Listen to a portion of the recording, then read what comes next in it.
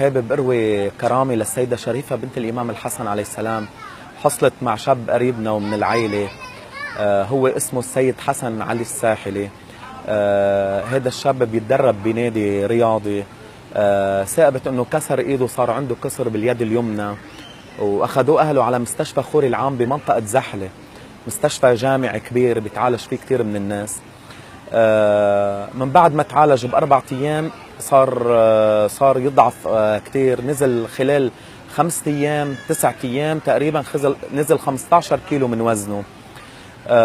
مما استدعى انه اهله ينزلوه على مستشفى الجامعه الامريكانيه ببيروت، بيعالجوا بروفيسور ودكتور كثير كبير.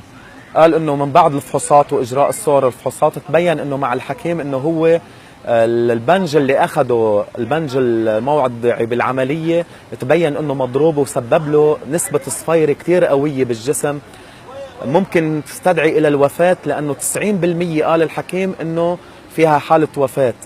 مما استدعوه انه ياخذوه على العنايه المركزه.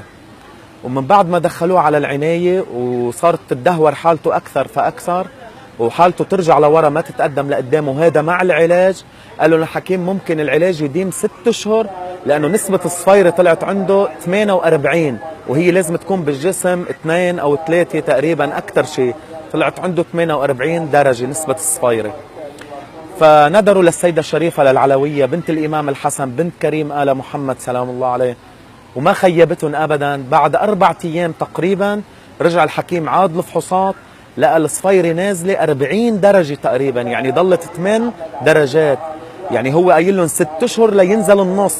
فببركه العلويه بنت الامام الحسن سلام الله عليه راح منه المرض ابدا. فان شاء الله انه بتكون العلويه بنت الامام الحسن شفيعتنا يوم لا ينفع مال ولا بنون الا من اتى الله بقلب سليم، والحمد لله رب العالمين. اسمي السيد ذو الفقار الساحلي من لبنان.